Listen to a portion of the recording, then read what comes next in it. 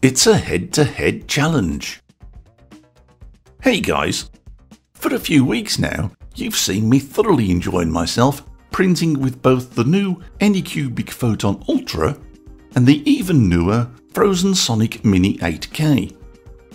And quite rightly, you've been asking me to compare the two.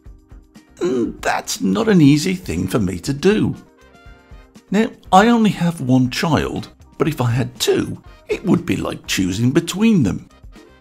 Should I favour the tall, handsome, athletic, intelligent and gregarious offspring? Or should I choose the one that takes after my wife? So let's do this comparison one feature at a time and see where we end up. The size difference is obvious. The Ultra is dinky and is dwarfed by the slightly above average Mini 8K. This physical magnitude means an obvious difference in print build size, giving a clear advantage to the Mini 8K. Moreover, this is an actual disadvantage to the Ultra, as not every pre-supported model you may have will fit upon its tiny plate. The display screen on the Ultra is equally dinky, which was a pain for my massive digits. The Phrozen display screen, however, was again typically average and not a problem to use. The Mini 8K has very sturdy dual linear rails, which should give us plenty of print stability with no nasty Z-wobble. The Ultra, by contrast, has only a single rail. I've seen no signs of wobble and it's plenty sturdy enough, but maybe two is better than one? In use, the Ultra seems just as quick as the average monochrome screen printer, with layer height times between 1 and 3 seconds typically. The Mini 8K is a typical monochrome, so there's no winners or losers here. The Ultra has a checkered pattern on its plate which grips prints well. The Mini 8K has a fancy layer pattern engraved upon it, which for me acts like superglue. I've genuinely struggled with its overactive grip and have not been shy telling Phrozen about this. But they seem genuinely surprised, and again I seem to stand alone amongst reviewers in calling out this issue.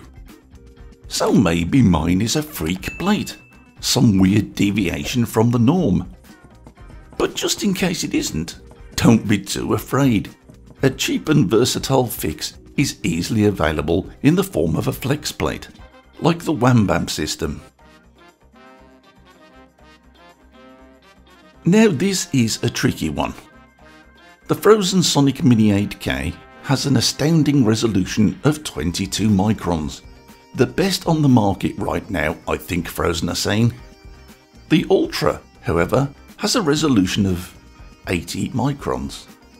Yes, I did say 80. But this is a false comparison and, in many ways, should be ignored. It's like comparing petrol and electric powered vehicles. Miles per gallon or kilowatt hours just don't compare properly. Only results like speed, horsepower and emissions can be fairly compared. And that's the case here. The Mini 8K is an LCD printer, whilst the Ultra is a DLP. These are two very different technologies. In a nutshell, when LCDs focus light onto a single pixel, it creates shadows and blurs around the edges. DLPs use projectors and micro mirrors to focus light, which is sharper without shadows and blurring. So in principle, DLPs should produce sharper detail than LCDs. And these projectors are another bonus of DLP technology. Anycubic anticipate a lifespan of 20,000 hours for their Ultra. LCD monochromes, however, are typically expected to live around 2,000 hours. That's a tenfold advantage to the DLP. A byproduct of this is efficiency. DLPs tend to use less power than LCDs and are therefore more energy efficient. One final bonus of DLPs is resins. DLP technology is prolific in industry, where very expensive 3D printers are commonplace. This means that specialty resins specifically produced for industry are now available for use in the home thanks to the Ultra. So that there'd be no home field advantage, I wanted an independent resin. For a while now, I've wanted to try Z-Mud, which I've done my best to dial in on both printers. Now here guys, you and I may have a difference of opinion. The main problem here is that at this level you're not judging the prints. You're actually judging my photography skills, which are very much in their infancy. In the hand and to the naked eye, I would happily state that the results are pretty close, but with the Ultra just pipping the Mini 8K to the post. The problem for you is that I've invested in better photography equipment, and this shows close-ups way more magnified than the eye can manage. And when viewed that way, the Ultra looks almost like an FDM print. I've used no anti-aliasing with either printer, but the Phrozen does appear to have smoother prints. But I would argue that that smoothness is the result of those shadows and blurs, and that loses detail and definition when the prints are held in the hand. I actually believe that the stepped appearance of the Ultra prints are proof of higher definition. So argue with me if you like, I'll just ignore you. Here and now, on my printers, in my home, in my hand, the Ultra is just slightly better. But it is a close thing. So which is the best? Which printer should you buy? Well, as always, that's up to you. I genuinely believe that the Ultra represents the future, and that we'll see more home-level DLPs very soon. In fact, Anycubic have already announced that they're working on a Mars DLP. No doubt other companies are also working hard too.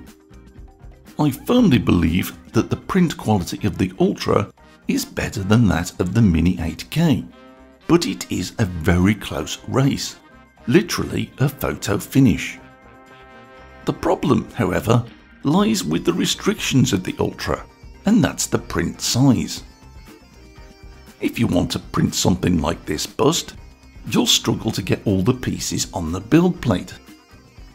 Personally, I would hate to see the Ultra fail, because it is a better printer than any home grade LCD I've personally seen, and would hate for us all to miss out on the Mark II Ultra. And if printing small things in small quantities is your thing, then you really should buy the Ultra and bless the world with more DLPs. But if your needs are a little bigger, the Mini 8K has a bigger print volume, a tad better quality, and is almost as good at printing small and detailed as the Ultra.